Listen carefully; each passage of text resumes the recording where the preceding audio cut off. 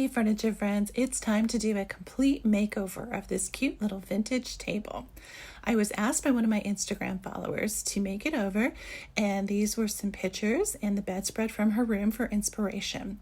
So the drawer needed to be repaired, and it had this kind of black and white paint job that I was going to have to find out what was underneath it. I was curious how hard it was going to be to get this paint job off, and I wanted to see what was underneath it. So I grabbed my carbide scraper and I just scraped away a couple spots so I could see what was underneath the paint. And it actually looks like this does have some potential, and I don't see a lot of deep scratches or breaks. So I went ahead and I applied a chemical stripper to the top of it, covered it with some leftover plastic from a previous project, and then I set to work repairing the drawer.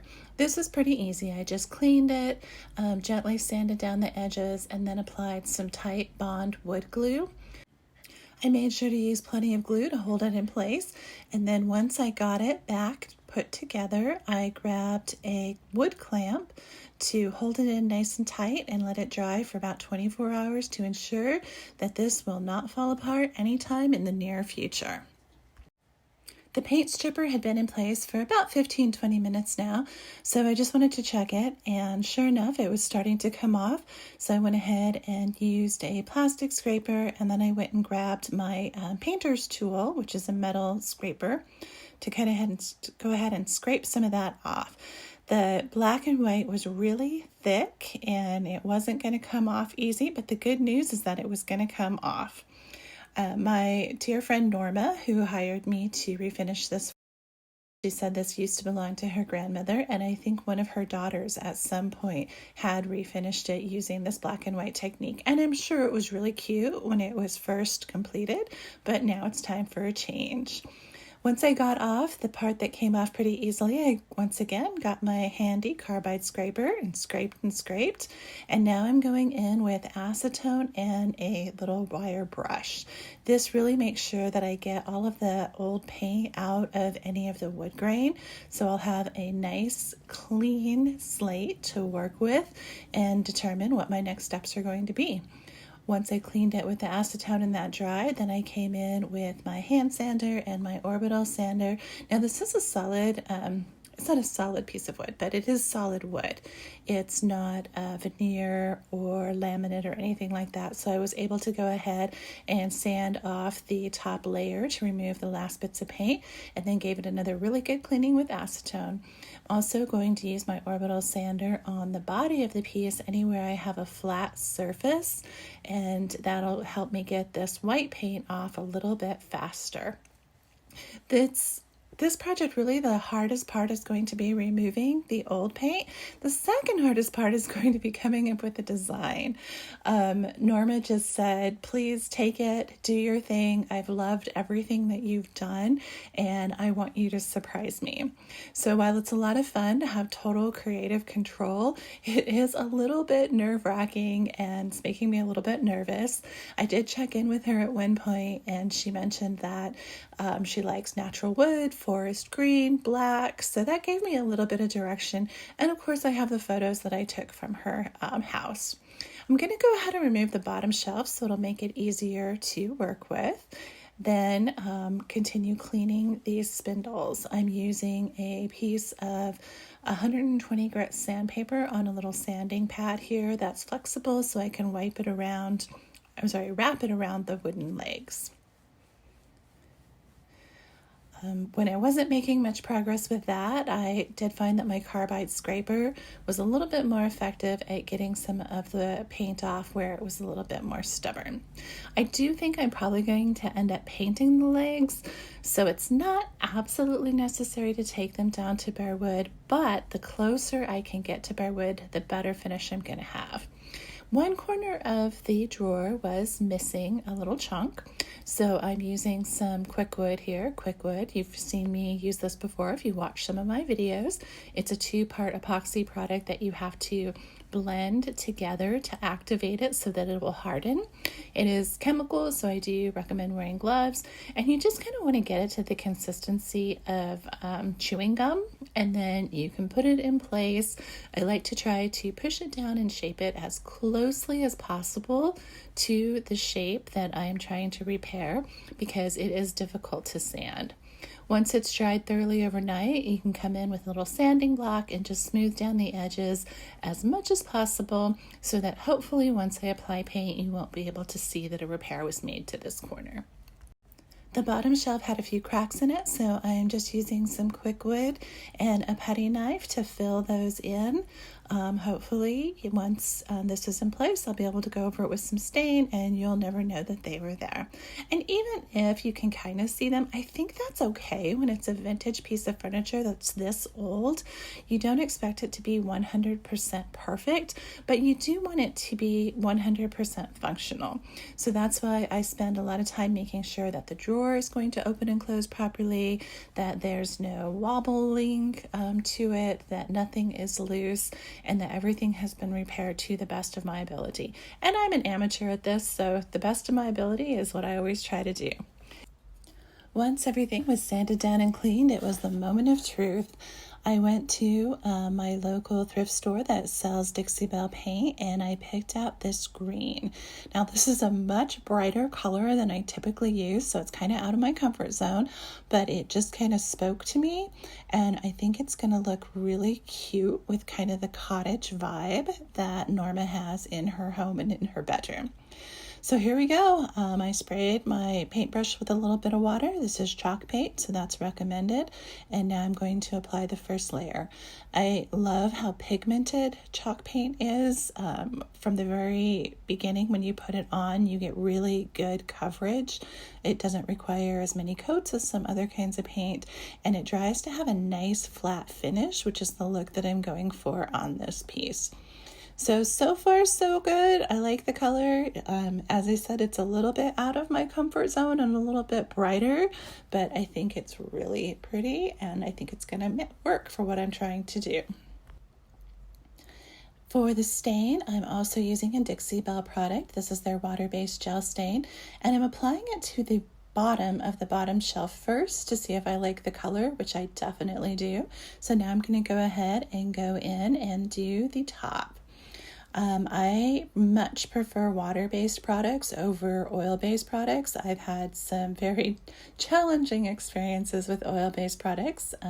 If you've seen one of my videos where I was trying to make 2 nightstands match a French provincial dresser, it took me 3 different tries to find a product that I was able to work with, and part of it is due to the hot, dry air living in Arizona. I am loving this brown. I think it's kind of a nice neutral dark brown. It doesn't have a lot of reddish or gold in it, and I think it's going to look really pretty with the green. So for those of you who are new, thank you for checking out this video, and for those of you who are subscribers, please continue to leave me comments and give me feedback. You really help me grow as a furniture refinisher. So I hope nobody gets upset with me for painting this, but if you'll notice, what I'm doing is the pieces of wood that are really pretty, that have good wood tones, that have nice grain, I'm doing those in a natural stain to highlight it. The pieces of wood that are not that pretty, like the sides here and the spindles, is where I'm going to be able to get creative and use this pretty green paint. So it allows me to do both. It allows me to do some restoration and preservation, but also have some fun with the design and get a little whimsical.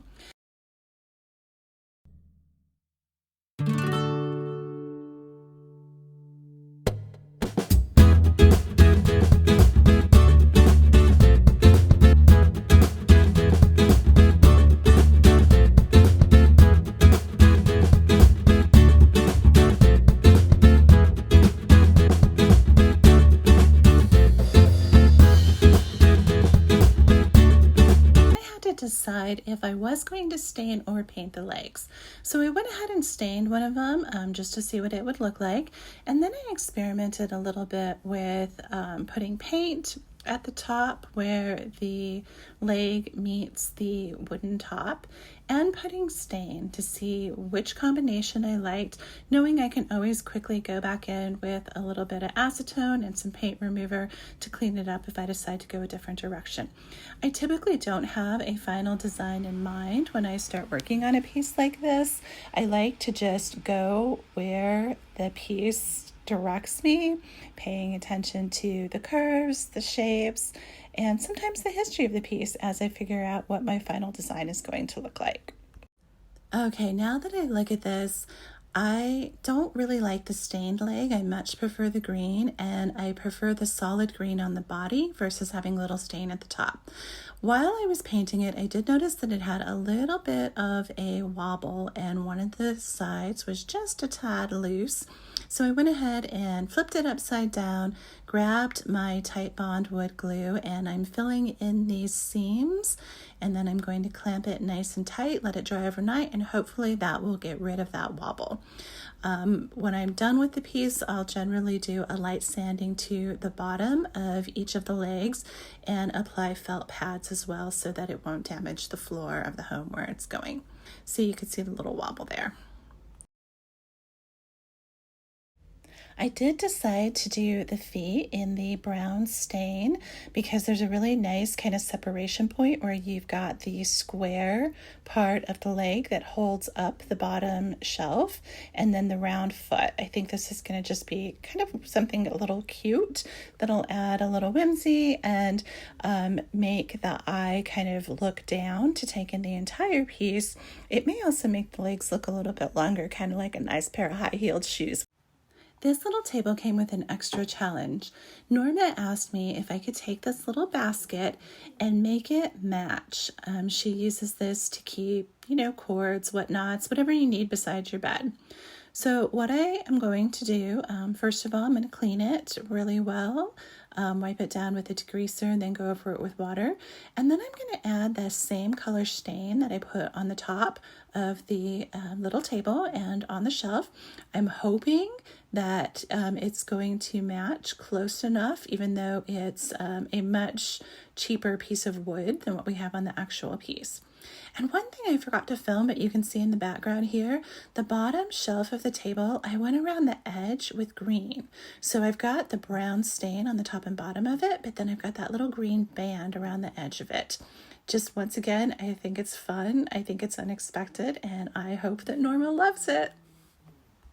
The color is definitely a match. That looks fantastic side by side.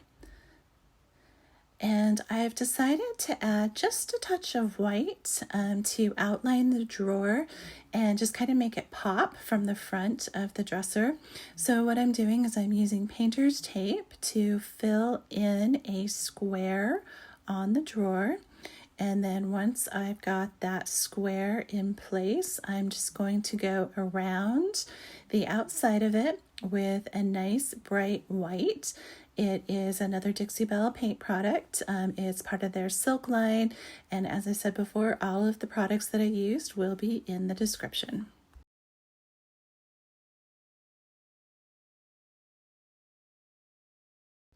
Okay, let's see if this makes a difference and if it was worth the time and effort. We're going to peel off this tape. Get a nice crisp line there. And I think this is just one of those little things that you may not think is a very big deal, but I think it's going to have a big impact when you see the drawer back in place. Now back to the basket. I can definitely have some fun with this because it's not an expensive piece. And what I'm going to do is I'm going to go ahead and do some stenciling. So first things first, I just give it a measure, make sure that I've got my stencil centered in the middle of the basket. I used a stencil that will look the same vertically and horizontally. That way it doesn't matter which way the basket is placed underneath on that little shelf, it's going to look good. So that's just a little trick when you're putting on a stencil. Think about all of the different directions that people might look at it. I have a sponge here that I picked up at the craft store, so I just cut off a little piece of that. I'm going to spray it with some water, get off any excess, and then I'm going to dip it in my paint and just start dabbing the paint on.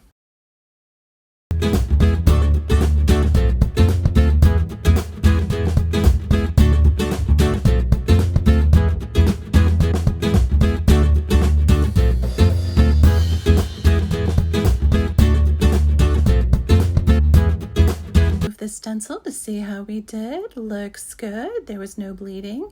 After that dried, I decided to have even more fun and put a second stencil over it. So I'm lining up the center of the first and the second stencil. Same thing once again, making sure that it is a shape and design that will look good from all directions. And then what I'm going to do now is the white that I used to outline the drawer. I'm going to go in with that same white and apply it over the original stencil.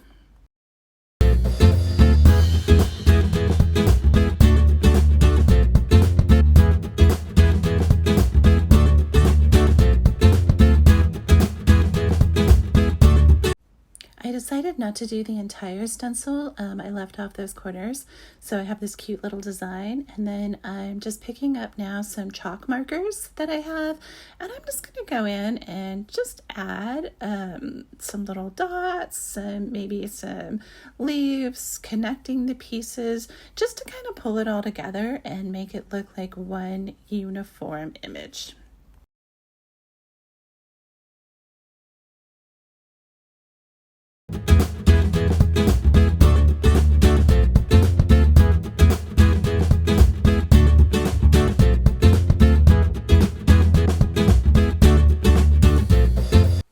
I decided to replace the original wooden knob with this cute little brass knob that I had in my collection.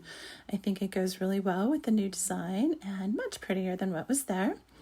Now that I have finished all the painting, I'm going to gently sand the top and the shelf with a like a 400 grit sandpaper. I'm just removing any imperfections, clean that off with some water, and then what I'm going to do is I'm going to put on 3 coats of a wipe-on polyurethane to protect the surface. I let each coat dry thoroughly, give it a very gentle sanding, and then repeat until I have all 3 coats in place. This also gives it a nice warm satin finish. Let's put that bottom drawer back in place. I made sure that I kept all the original screws, and I put them on a little piece of paper in the order that I took them off, so I would know exactly where they went so that they would go back in nice and solid. Now this is where the video should end with the final reveal. However, when I took some pictures, looked back at my inspiration, I decided the green was a little too bright. So what I decided to do was I took my original green paint that I used, and then I took this kind of a tan color by Dixie Belle and added just a little bit of it, and then mixed it until I had kind of toned down the green just one shade. I felt like the original had a little bit of a Christmassy look about it, and while everybody loves Christmas, I didn't want this table to have a Christmas theme. So I'm just mixing up a little bit, and I'm going to take it and put it on one side of the table, see how that looks, and then decide what the next steps will be. I didn't use a formula, so I certainly hope that I made enough of it to cover the entire piece. It will only take 1 coat of paint to give it this new shade. I also took it outside so it would be in the natural light, and here we go. I'm gonna mist my brush, mist it a little bit, and here's the new color. So it's not a huge difference. In fact, I think if I were to show you a before and after photo of the 2 colors, you probably really won't notice it, but I notice it, and I think it's a huge improvement. So I'm going to go ahead and give everywhere that I have green a once over with this new slightly lighter shade.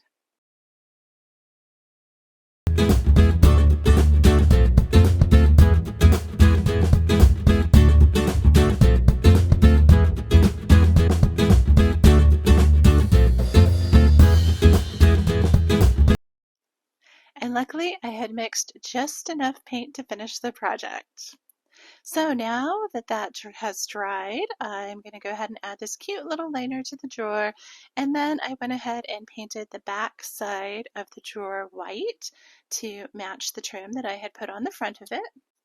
Then I added a matching stencil to the side of the drawers and painted the dovetail joints just to kind of pull it all together. And now we can have that final reveal. So here was the before, if you forgot what it looked like. It was that shabby chic with the white and black. And here's what she looks like now. This has been completely reimagined. It is so fresh, so cute. See how that white just makes that drawer pop, and the little design on the basket adds a lot of whimsy to the piece, but can be removed and then you don't have that floral design. I had fun with the inside of the drawer and the sides to kind of pull it all together, and luckily Norma absolutely loved it. She came over to pick this one up, and I also redid another little table for her, and she said it felt like Christmas, which was kind of ironic because I had changed it so it wouldn't look like Christmas. But I am so happy that she's happy, and not only did I have a successful furniture makeover, but I've made a new friend. So please give me a like, let me know what you think in the comments, and subscribe to my channel.